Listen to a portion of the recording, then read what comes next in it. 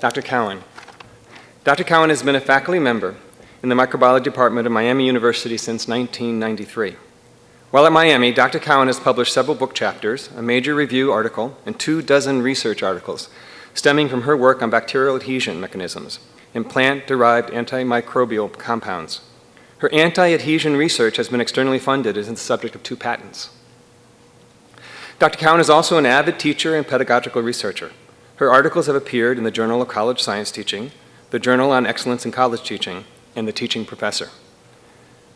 Dr. Cowen is a recipient of a Celebration of Teaching Award sponsored by the Greater Cincinnati Consortium of Colleges and Universities. Dr. Cowen is a national chair of the Undergraduate Education Committee of the American Society for Microbiology and past chair of ASM's Division W. She is past president of the Ohio branch of the American Society for Microbiology, and from 2003 to 2005, she served as the Associate Dean for Academic Affairs of Miami University Middletown and was the campus dean from 2005 to 2009. Dr. Cowen's McGraw-Hill textbook, Microbiology, A Systems Approach, is in its 3rd edition. She is also the author of Microbe Files, Case Studies for the Undergraduate. Dr. Cowen, welcome.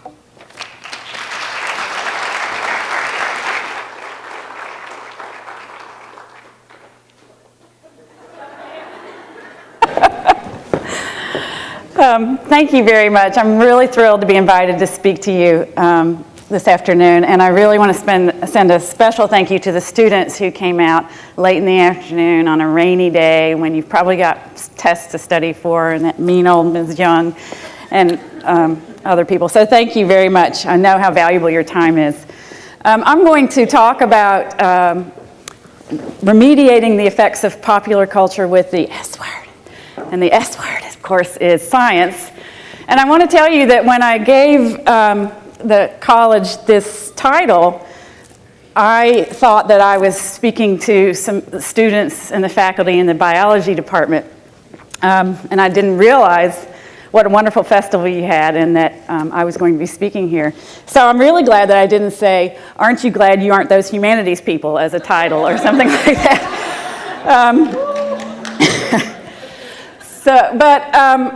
I want to say that I've always wanted to be a humanities professor, so I'm going to pander to the art side of the arts and science equation here, if you don't mind. And I have a history with this. When I was a graduate student, I was getting my master's degree in oral biology. Yes, there is such thing. And, but I was dying to study English literature. And I wanted to go to Oxford, England to do this and study Edmund Spenser's The Faerie Queene, which is a 16th century poem. And in order to justify to the Rhodes panel, which was going to decide whether I would get to do this or not, I wrote an essay about the intersection of arts and science. Why would an oral biologist want to study Edmund Spenser? And I wrote about a couple of people in Victorian England named Matthew Arnold and Thomas Huxley, who famously had an ongoing debate about the value of the sciences versus the value of what was then called culture, the classics, Greek and Latin, etc. And when I found out that I was going to be speaking to a group that included arts and sciences, I went back and looked at some of the research I'd done back then. And as a former administrator, I was struck by how fresh that debate is. Because at the time in Europe, all the universities were classic universities. And there was a career school that was being launched in Birmingham, England, called Sir Josiah Mason's Science College. It had 3 tenets at its founding: no party politics, no theology, and no literary instruction, which meant the classical Greek and Latin. And of course, the traditionalists were up in arms that we weren't going to teach culture and the classics. But it was the time of the Industrial Revolution, and many people said, we need to democratize education, and we need to make our students capable of doing things. Therefore, the college of the Science College. And Thomas Huxley wrote in response to the opening of this school, that we need science in the new industrial age. He said, the distinct character of our own times lies in the vast and constantly increasing part which is played by natural knowledge, which was the code word for science. The revival of science in this age, he said, is as momentous as the revival of letters in the Renaissance. Now, Matthew Arnold, his nemesis, it was a friendly nemesis, believed that only classical literature could give mankind, personkind, the best that has been thought and said in the world. That's the only thing that could save mankind. And he thought that culture, turning a stream of fresh and free thought upon our stock notions and habits, which we now follow staunchly and mechanically, was what was needed in every person's education. Parenthetically, Matthew Arnold went on, this is in the 1880s, to say that the United States was a popularly educated nation without general intelligence, a nation of Philistines. We might hear that sentiment echoed later. Well, to wrap up that story, first of all, I think, you see played out today in the culture wars whether colleges, technical colleges, should be teaching the arts and culture and vice versa. We'll hear a little bit more about that as well. But to finish the story, I want to tell you that I didn't get to go to Oxford. I was in the running. I was first place in this competition for the Rhodes Scholarship in Kentucky, the state of Kentucky. Yes, there is such a thing. But then when I had the interview process and the panel asked me what was my view of a piece of contemporary literature that personified the arguments that I put so elegantly in my written essay, my answer was The World According to Garp. So I throw myself at your mercy as the Philistine I am, and hope that you'll bear with me. Okay, so we're going to use the S word to remediate popular culture, and we might use a couple of other words starting with E or even P. Let's start with what I consider to be the situation. And you're welcome for not putting a picture of that guy with the abs from Jersey Shore on this slide. But the situation, as I see it, and I'm not alone in this, is that the United States is popularly educated without general intelligence sometimes. And this is evidenced by the ascendancy of the media and its control of science communication. For instance, we all know that Facebook causes syphilis and that rain causes autism.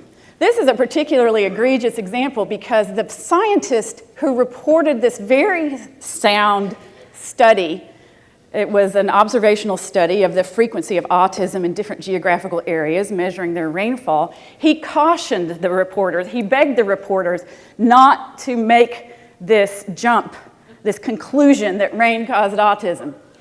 But that fell on deaf ears, obviously. And of course, we're killing people with our vaccines left and right.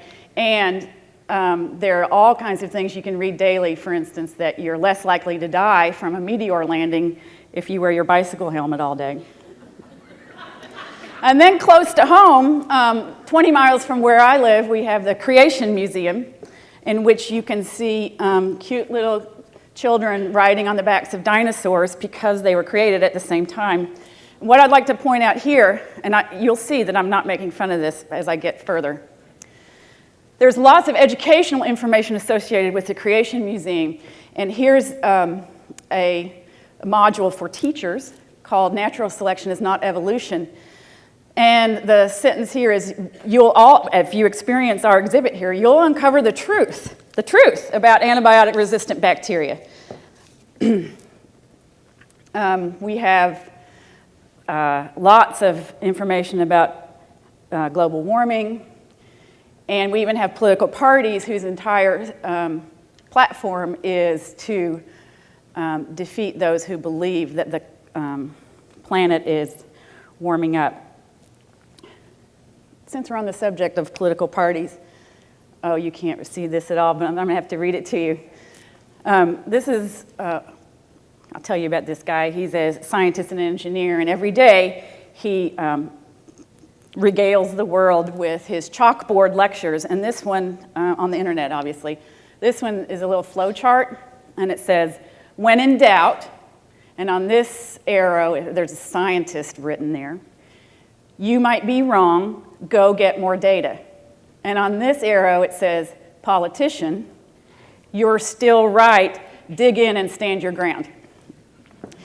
And here he says, file under peer review concludes you need a major revision of your platform. This guy's name just left me. Dante Shepard, I believe. And he, I encourage you, I want to give him credit. First of all, this is his website, survivingtheworld.net. And he also is a Renaissance man. He talks about art as well. Sure, of course, there's such a thing as a stupid question. There just isn't any question that's more stupid than what is art. All right, back to the situation. I am going to talk about evolution in this talk. And I'm specifically going to talk about this because I'm scared to talk about it. Because I'm part of the American Academy, which I'm going to argue allows itself to be silenced about things that we know to be scientifically valid. This is a little example of where we stand in the world. These are dozens of mostly European countries, and the blue bar signifies the percentage of people interviewed in those countries who believe that evolution is true. The red bar shows you the percentage that believe that it is false, and the gold bar shows you those who say they're not sure. And you probably can't see this, but the United States is down here, second from the bottom. We've got Iceland, Denmark, Sweden, Japan, United Kingdom, Germany, Italy, blah, blah, blah, blah, blah, blah. Cyprus is above us. United States and Turkey is at the bottom. This is an article from last year in the National Geographic, and it made some interesting suggestions about why this is, why such a small percentage of Americans believe in evolution. And of course, the easy thing to do, the go-to argument, is to blame religion. And that's not my goal here at all. In fact, my goal is to get religion off the hook and put us firmly on the hook. Historically, this article says, after these are mostly European countries, and after the European Protestants broke away from the Roman Catholic Church in the 16th century, they retained their hierarchical structure, which was associated with universities. So the education of the hierarchy in churches remained in the educational system. And in the United States, Protestant churches became mostly congregational. And each congregation controlled the education, the erection of Bible colleges and what the content was there. And it was independent, and there are a lot of good reasons for that, independent of the university hierarchy. So the discussion in the United States has become much more polarized. It's either or. You either follow what your church says or you believe in what the scientific record shows. Again, I'm going to argue that it doesn't have to be either or, and there are many countries who also find that it doesn't have to be either or.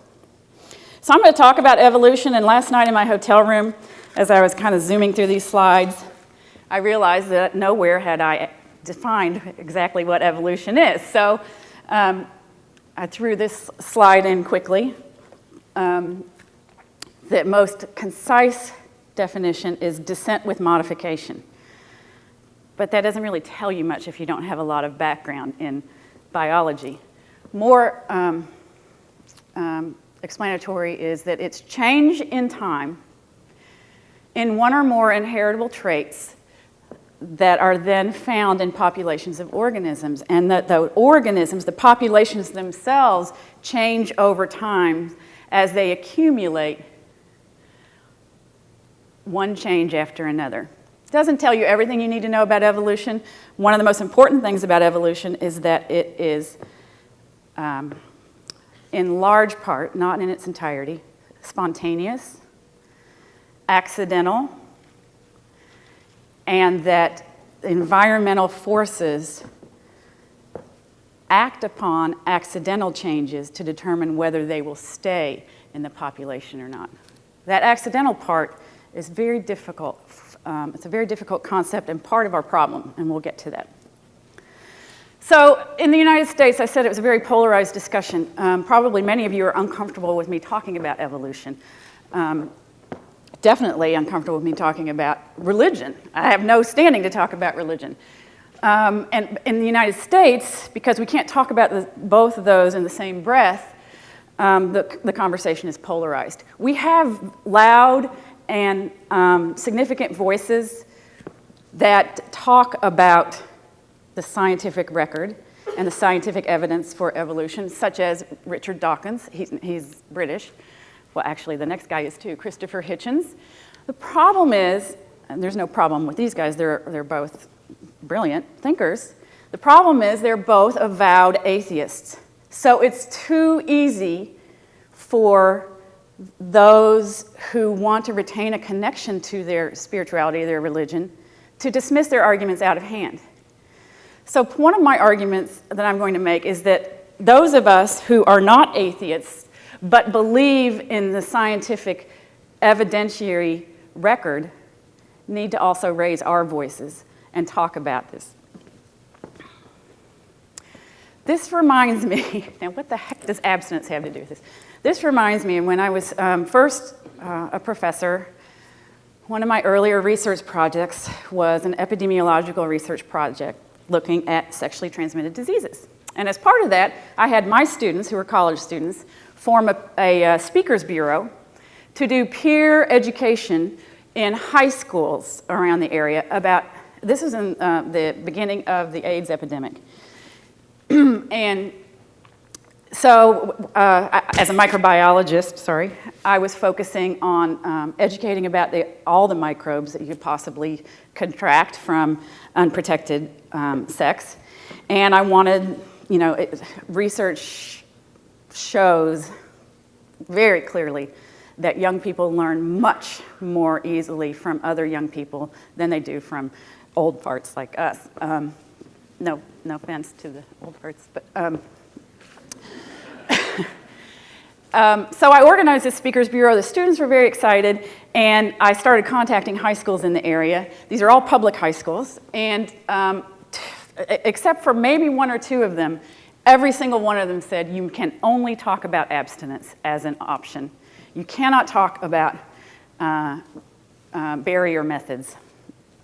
And it surprises me. I mean, it shouldn't have surprised me, but it did surprise me because at the same time that this is the predominant ethos in sex education in our schools, we are constantly, I'm glad you can't see most of that actually, we're constantly, because you might kick me out, constantly exposed to images that sell sex. These are young people, they're obviously younger than adults, and there's 4 of them, and they're engaged in all kinds of activity with not many clothes on, and this is a Calvin Klein ad. You've seen them yourself.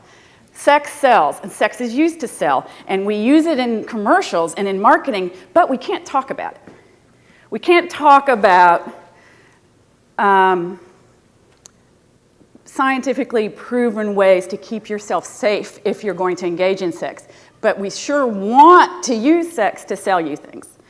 And how this ties into my discussion about evolution is that what I noticed is that we can't even say the words associated with sex.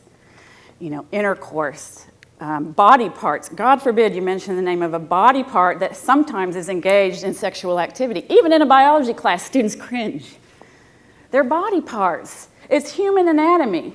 And this point, and I think our inability as adults, as cultural examples, whether we're parents or teachers, our inability to overcome that keeps us from protecting our children, giving them the scientific knowledge that they need to have. And the reason I know that that's true is because the United States has an STD rate and a teen pregnancy rate that is 10 times higher than the rest of the developed world. And it's been that way for 20 years. When I got out of graduate school, I spent some time in the Netherlands doing a postdoc, and the first thing you'll notice here is this guy is all wrong. Big Bird in the Netherlands is blue. I had small children when I was living there, so we spent a lot of time watching Sesamstraat. But the second thing I noticed, besides that Big Bird was blue, was that they did not have the same inhibitions. They did not differentiate between things we could talk to kids about and things we couldn't talk to kids about. It was all fair game, like the song Head, Shoulders, Knees, and Toes. Hoofd, schouders, knees, and toes. Yeah, and they pronounce knees, knees, but we shouldn't judge them for that. At the end of the Head, Shoulders, Knees, and Toes song on Sesame Street, imagine my surprise, I'm sitting in the living room with my 2 toddlers, and the human character, who is a male, turns around, drops his pants, and moons the TV camera. Because you know what? That's a body part. It's not sexualized. It's a body part. When you start telling children you can't talk about those body parts, it starts occupying a different part of their brain. And I'm saying, besides I wanted an excuse to show the blue Big Bird, that our similar inability to talk about evolution keeps us, it's not just embarrassing when you look at statistics like that graph I showed you, it has real medical consequences. Not just consequences on how well you learned your high school biology, but real medical consequences. Just to recap, only about 14% of Americans believe that evolution is true, even though scientists consider that evolution is as true as the fact that the Earth is round. 1/3 reject the idea, 46% of Americans believe God created individual species a few thousand years ago. Now this is the interesting statistic, which I think we can find some middle ground on.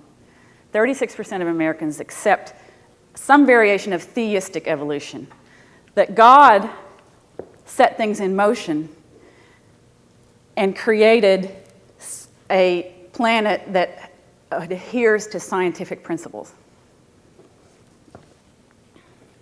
When you ask people in the United States where do they learn, what influenced them to believe what they believe about evolution, they cite the church, obviously, and they cite what we're going to classify as intuition. I just know that. It just makes sense. They very seldom cite what they learned or heard about in their classroom setting. Also, I'm broadening out here a little bit. Fewer than half of Americans can provide a minimal definition of DNA. And fewer than half of hospital nurses in the United States, I'm pointing the finger back at the microbiologists, all 2 of us in this room now, agreed to receive the voluntary influenza vaccine. These are hospital workers in the midst of what could have possibly been a serious worldwide pandemic. Obviously, these nurses are being trained by us, and that's why I'm pointing the finger at us. All right. I am, at least in name, a scientist, so I need to give you a little bit of science and tell you why evolution matters as more than just an esoteric argument. I want to tell you a little story about how microbes evolve to become more or less virulent. Virulence in a microbe refers to the degree of damage inflicted on its host. And it ranges from no damage at all, complete harmonious relationship, all the way to a swift and painful death, and anything in between. You know, there are microbes that we have, you're filled with microbes right now. And they are all living in harmony, most of them living in harmony with you. But there are other microbes that if you encountered 2 or 3 of them, you would be dead. So where does that variation come from? That's what we're going to talk about. And this is not my work. This is the work of a guy named Paul Ewald. He's an evolutionary biologist in Louisville right now, but he did most of this work at Amherst College. All right, so for the 40% of you who No, you're not part of that group. But let me just review very briefly what happens with evolution. It starts at DNA. This is a double strand of DNA.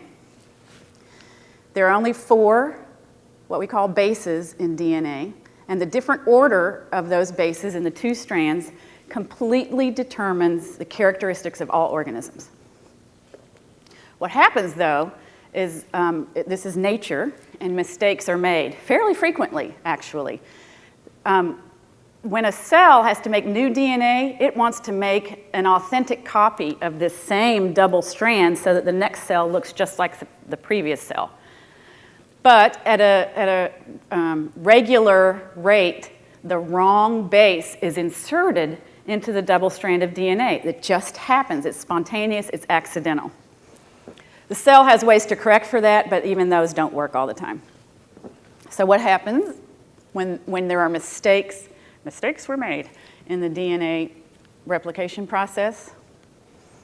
This is as microbiological as this talk is going to get. This is a picture of a microbe, a bacterium. It's a very simple organism, but whether it has these little fibers and what kinds of proteins it has inside of it and what's on its outer surface determine how much disease it's going to cause in a human host. So its structures relate to how virulent it is. But if you have a single change in the DNA, which results in a single change in the RNA, which can result in just a single change in a protein, pretty major things can happen. You can lose this protein altogether, and then it doesn't have these little fibers, and then maybe it can't even attach to the host. So now it's become completely avirulent. It just gets washed out the pipes. You can also change a protein on the surface so that the immune system, the human immune system, no longer recognizes it, and then it becomes much more virulent. You don't really have to understand this.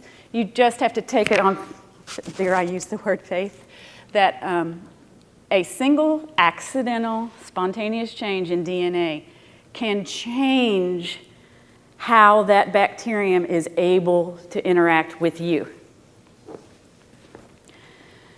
The reason I like to study this in bacteria is because it happens so quickly. In humans, we'll not go through this math, but in humans, a generation is 20 years or more, and mistakes are made much less frequently in the DNA replication process.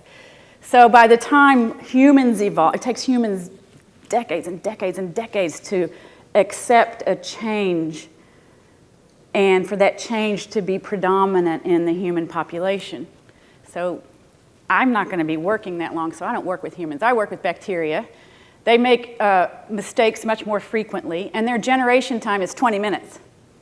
So in any given week, an entire population of bacteria can change from having characteristic A to having characteristic B, all through that spontaneous mutation process.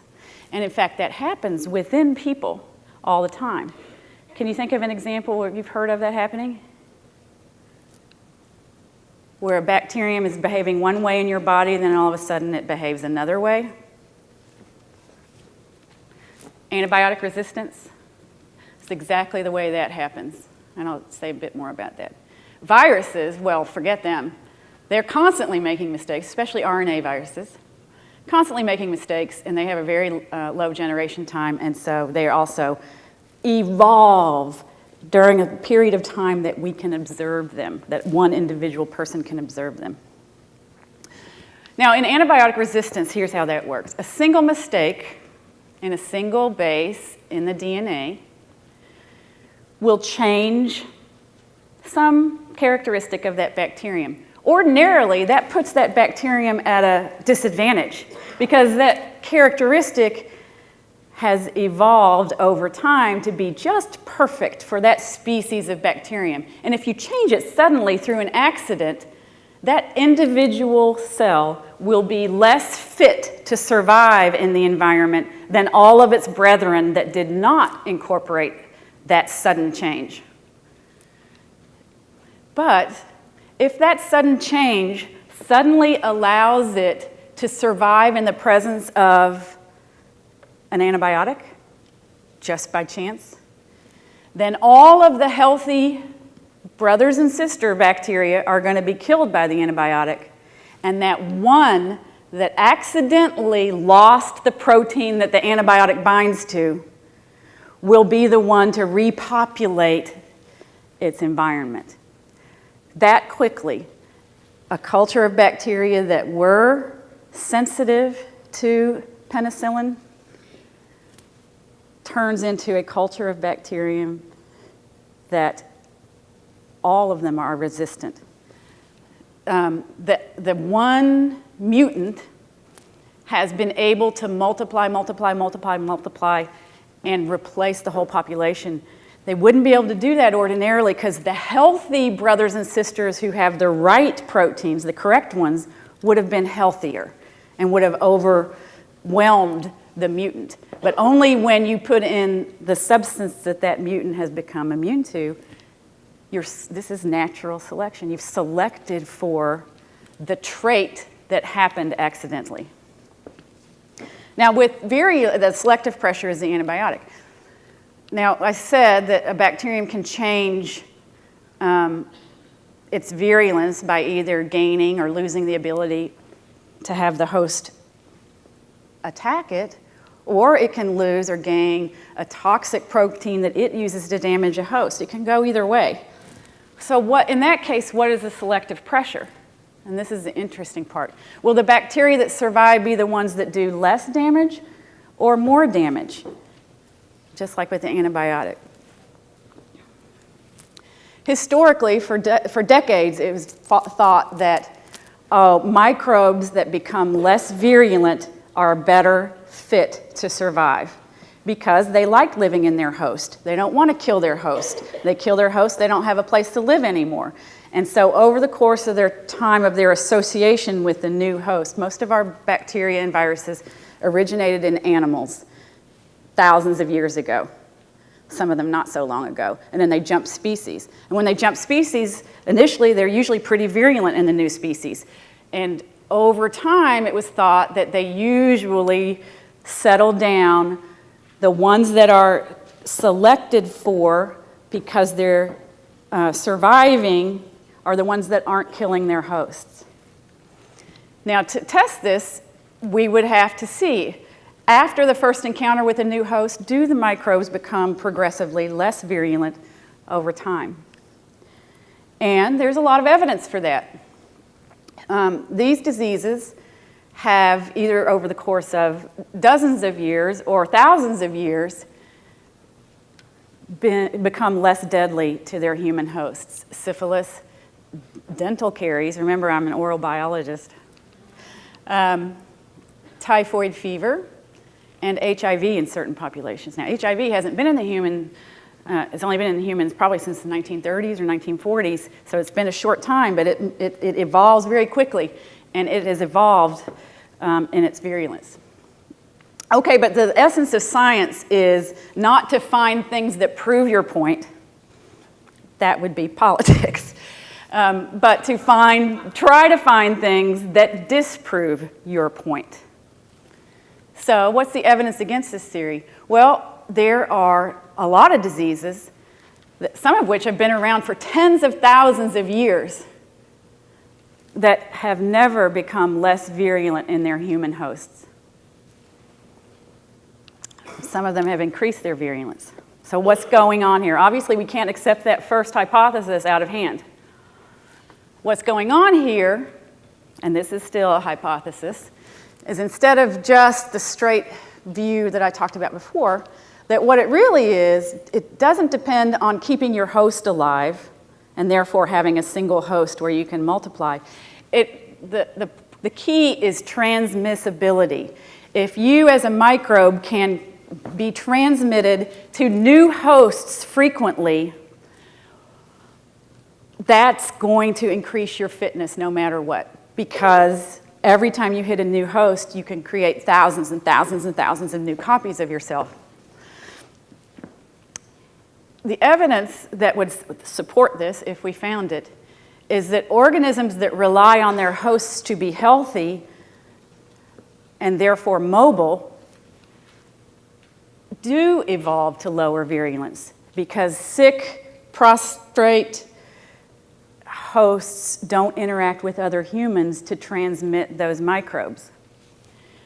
But if there are organisms that don't need their hosts to be walking around and having and kissing other people in order to be transmitted, then they don't have any reason to decrease their virulence. Now, at this point, you're beginning to think that bacteria have brains, and they're thinking, my host is not kissing anybody, so I better make myself less virulent. This is not how it happens. This all happens through which microbes actually survive over the course of time. Well, we look for, is there evidence for this more complicated view? And the evidence is here. All of these microbes which have not decreased their virulence over time are transmitted in ways other than direct contact with other humans. Malaria is transported very handily by a flying object. You can be lying on your deathbed in your tent, and a mosquito will take your malaria organisms from you and transmit them to multiple people. You don't have to interact with those people. So the microbes that cause malaria have not had any pressure to be less virulent.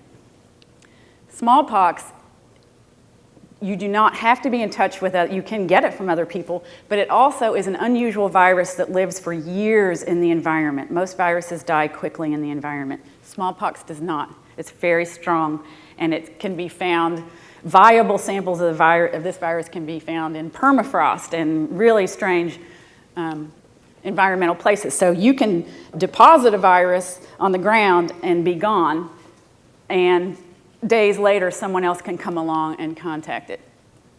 The plague is transmitted by fleas, which are transported by rats. So you've got two transport systems that you don't require humans to interact with each other at all. Cholera is a bacterium that has an unusual ability to live in fresh water for long periods of time.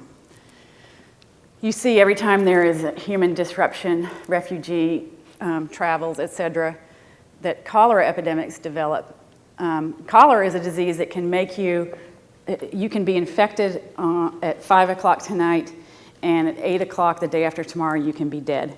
And in between you will be lying on the ground or on a cot, losing liters and liters of water, fluids from your digestive tract. And those the bacterium flows right out with those fluids, contaminates the groundwater, contaminates drinking water, and that bacterium is just perfectly happy to live in that water until someone contacts that, even though the patient who excreted the cholera is long dead. No human contact required. Same for, I'm not going to, in interest of time, I'm not going to talk about this. I will talk about HIV in a second. So Paul Ewald decided that there are 4 characteristics that cause microbes not to become less virulent over time. If it's carried around by insects, if it can live in water for a long time, if it can stay alive in the environment a long time and contaminate people from the environment, or, this is a newer one, if a handy human will carry the microbe from a very sick person to another very sick person. Now, where is that going to happen?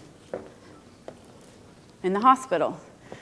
Dr. Ewald has data that shows that bacteria that enter the hospital, the first time they're seen there, the degree of symptoms they cause in their patients, the time it takes for them to kill patients, which is a measure of virulence, is longer.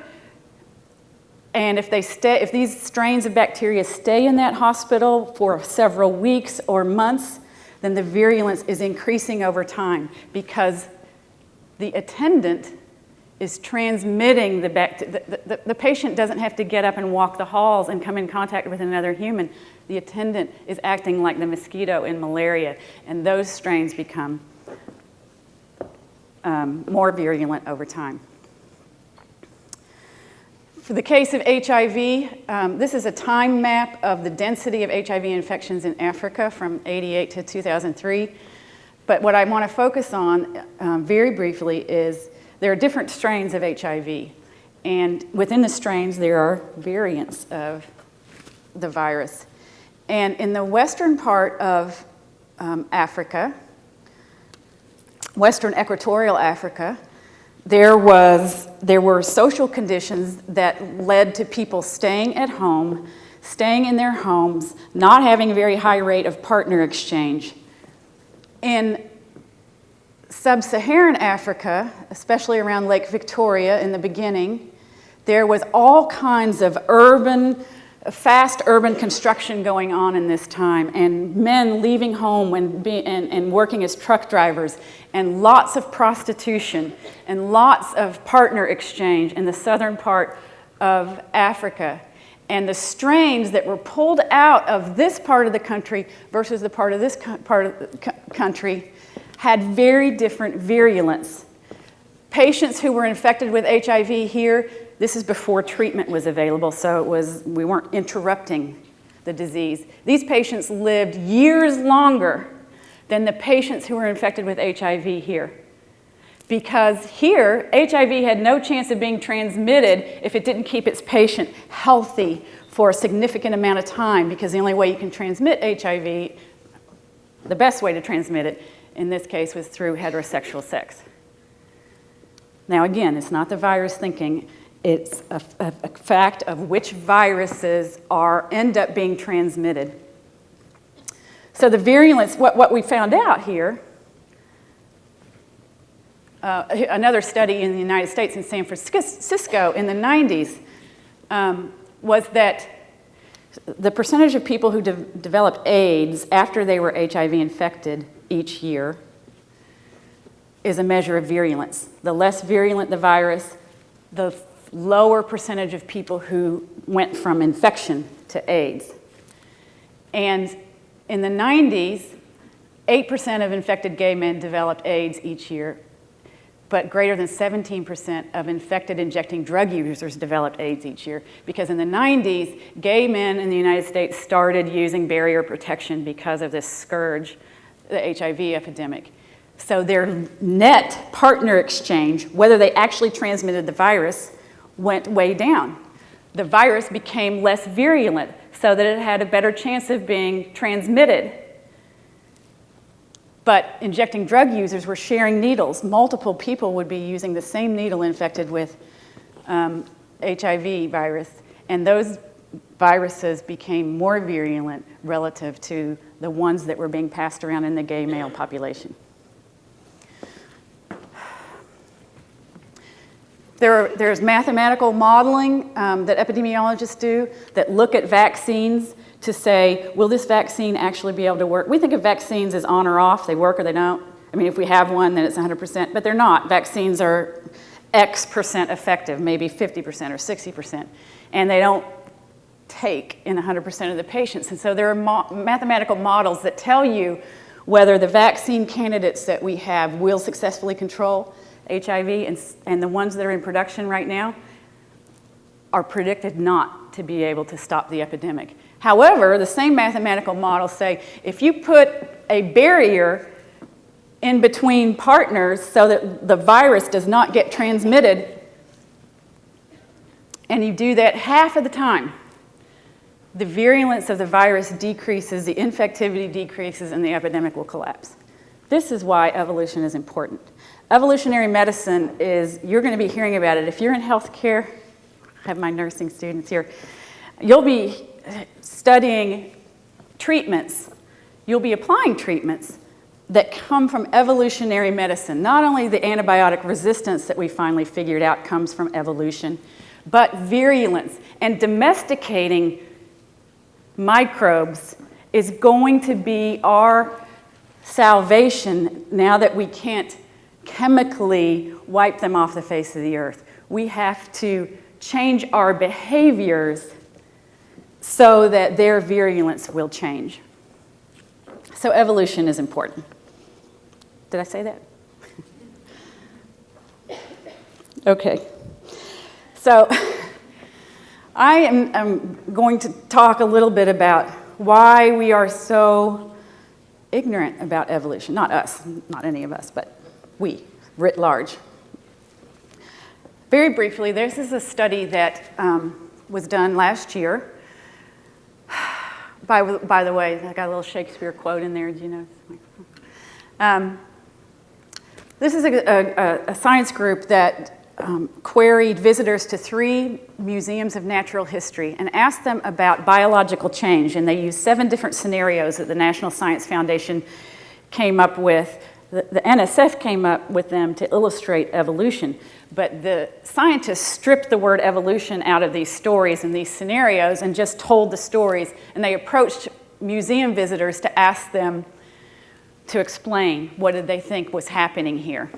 And they coded this is a very complex study, they coded their responses blindly, and they put them in 3 categories, either creationist reasoning, something called novice naturalistic meaning scientifically verifiable reasoning, either novice or in the informed state. This is the best in terms of being closest to accurate, and from there.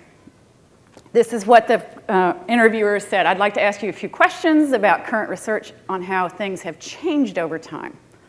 The word evolution was not used. The rationale here was that people who voluntarily visit natural history museums are more likely to be interested in science, more likely to have higher education levels, and they're more likely to have been exposed to education about this. And they posited that if they don't grasp evolutionary principles, then the general public is certainly not going to. In the end, they found that after they asked, only 28% of these visitors indicated discomfort with evolutionary theory. So their assumption that there would be more comfort with this was true. If you're interested, they used very small organisms, very large organisms, very politically charged organisms, and stories about how all of these have evolved, but they didn't use the E word. And examples of the answers they got, just so you know what the different examples look like. Creationist reasoning, he created, God was the creator, he designed and created every organism. Novice naturalistic, the new strains of HIV were there, humans and chimps, the same kind. We're getting there. And informed naturalistic reasoning use things like the survival of the fittest, which, by the way, is not always true, but it's a good indication that they understood. The large-beaked, if you're familiar with Darwin's experiments, large-beaked finches were better able to eat large seeds, and they survived, which is just what I'm saying about HIV viruses that keep their hosts alive better. They're better able to survive. The results are that all the visitors that they interviewed demonstrated, for different scenarios, they used different answers. But most of them demonstrated a single dominant mode. And the answer is, only 6% were consistent creationist reasoners. 34% were at the top, really knew what they were talking about in terms of how living things changed. But the majority were consistent novice naturalistic reasoners. This is what I'm calling the middle ground.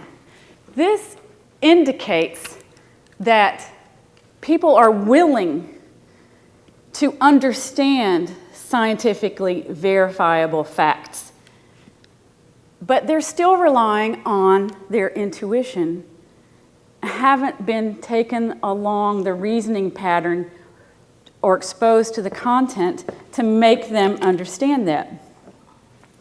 And here are the conclusions. Only a third could be said to have a reasonable grasp of Darwinian evolutionary mechanisms. And I'm going to ask, can we stop blaming religion for our poor evolutionary understanding? And I'd like to say yes, but just like on my people's Facebook status, it's complicated. Because I think we, the Academy, can be blamed for our poor evolutionary understanding, and we have dropped the ball maybe because of our fear of being called out by religion. I'm going to skip over this.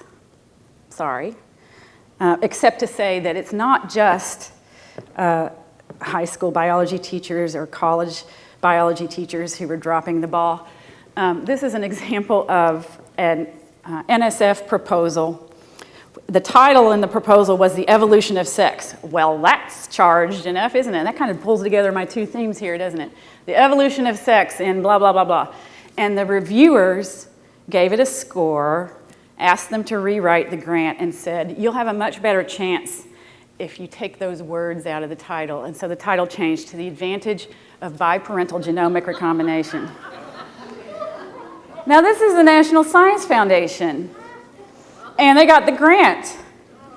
And you know why? Because if that hit Fox News and we were funding, the government was funding things about evolution and sex, we knuckled under. We, the Academy, scientists. This is interesting. Researchers are increasingly realizing that evolutionary processes are involved in antibiotic resistance, virulence, emerging diseases. It's doubtful that the theory of gravity that can neither be seen nor touched, and for which physicists have no agreed upon explanation, would be so readily accepted by the public if it were not for the fact that ignoring it can have lethal results. This is studies by the National Center for the Teaching of Science, just done fairly recently. In high school, public high schools, not parochial schools, 17% of teachers do not cover human evolution at all. 25% of teachers devote at least 1 or 2 classroom hours to creation. I'm fine with that, because you kind of got to recognize what's happening and discuss the interactions, but half of those present it as a valid scientific alternative to Darwinian explanations. Textbook authors, the scurrilous crowd. Biggest textbook adopter in the country. What state is it, Barry? Texas. You don't want to write about evolution in your textbook and lose all those sales. But even if you do, you might get a sticker plopped on it. Here's Cobb County, Georgia Board of Education. This textbook contains material on evolution. Evolution is a theory, not a fact, regarding the origin of living things. The material should be approached with an open mind, studied carefully, and critically considered. That's on the front of these textbooks. And well, why not put, this textbook contains material on gravity. Gravity is a theory, not a fact. This material should be approached with an open mind, studied carefully, critically considered. Just don't stand too close to the edge while you're considering. There's a project that creationists, and by that I mean people who won't allow you to teach evolution, like to talk about all of the scientists who believe in God.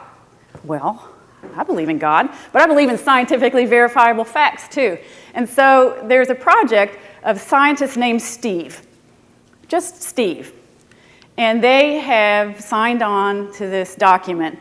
Although there are legitimate debates about the patterns and processes of evolution, there's no serious scientific doubt that it occurs, etc.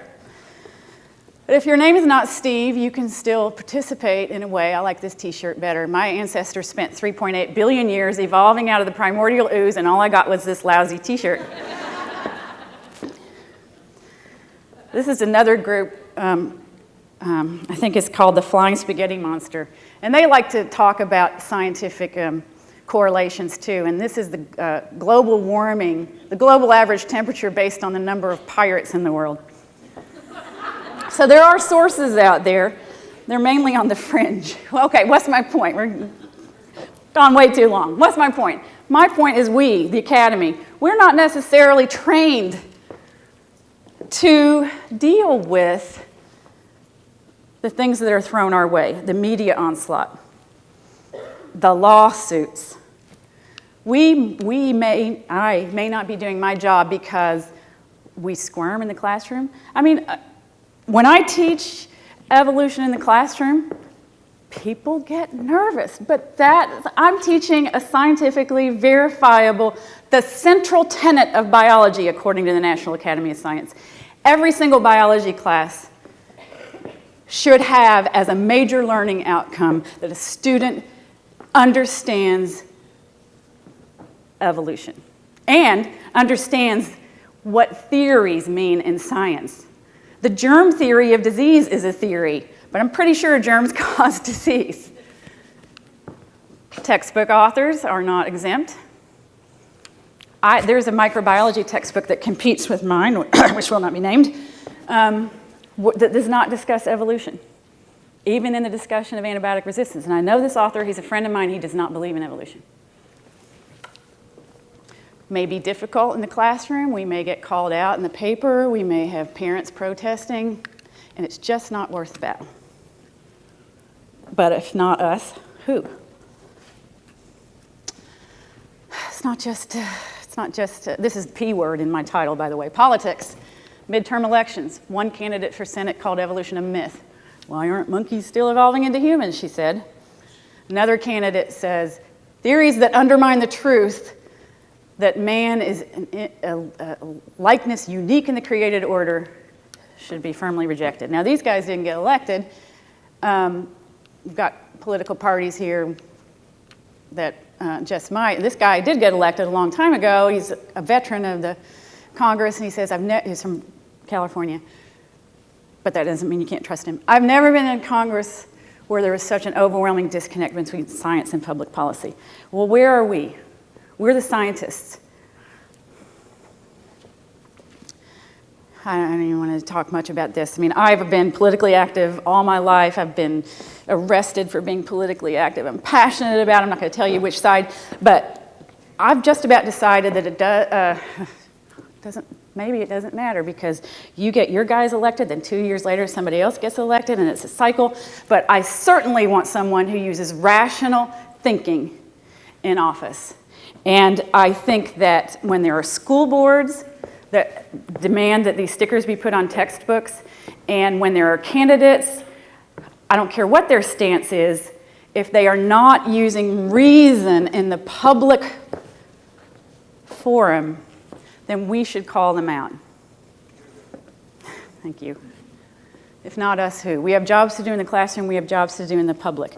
I don't think we can. I just keep thinking, if not us, who? What about letters to the editor? What about friendly, funny events to talk about evolution? Not to fight people, not to polarize yourself against creationists, but to bring scientists out who believe in God but can talk about scientifically verifiable facts. There's a lot that we can do.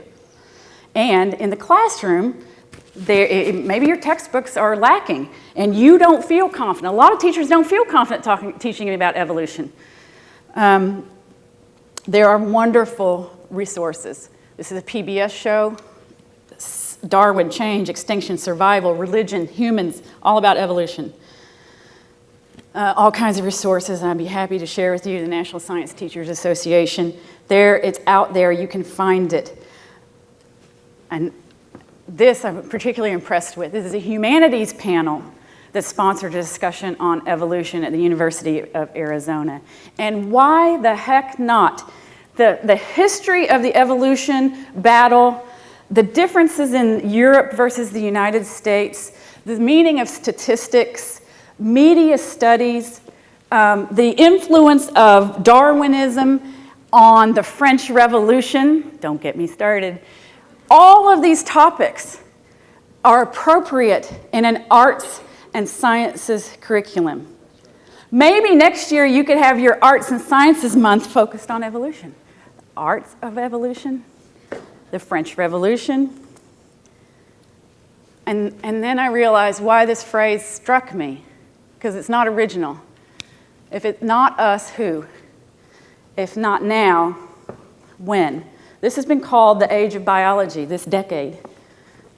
The decades before us were called the age of physics.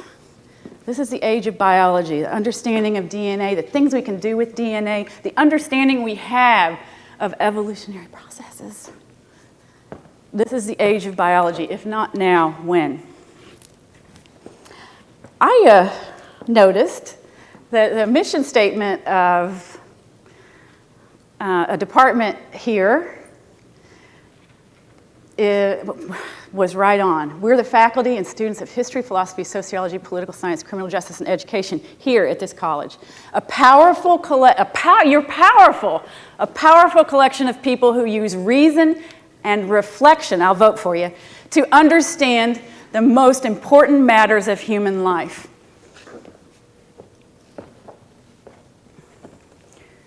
And then finally, I want to say, I understand that education is in your department. We have to teach the teachers first, because the teachers in the public schools, they don't have a grasp. You see that 17% of them do not talk about human evolution. Some of them want to, but don't feel prepared to, because they haven't been well prepared by our predecessors in teaching colleges. We have to teach teachers first so that kids come to us with open minds, willing to think critically, willing to balance both what they hear on Sunday with what they hear in the classroom. What I didn't have time to talk to you about is the intuition part.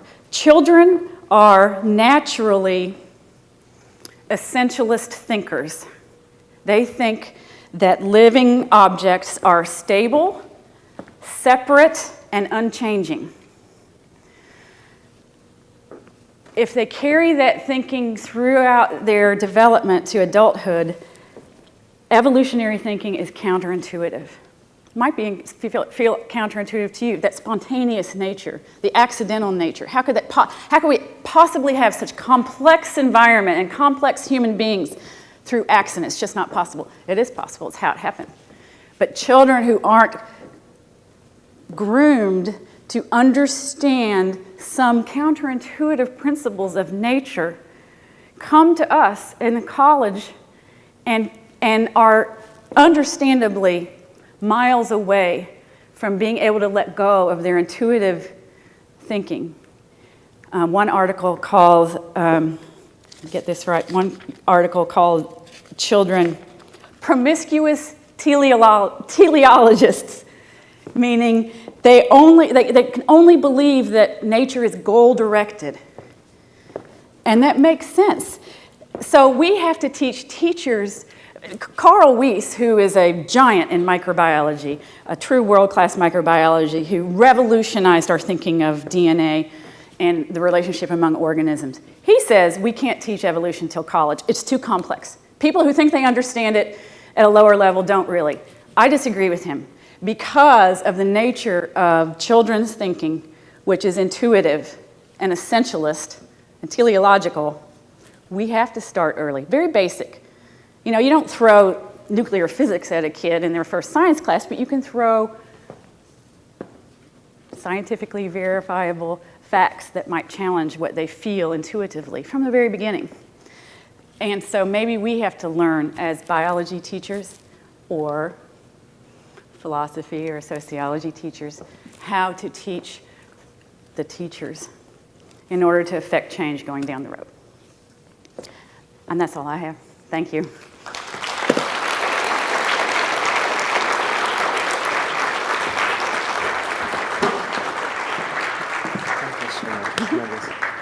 Dr. Cowen, thank you so much.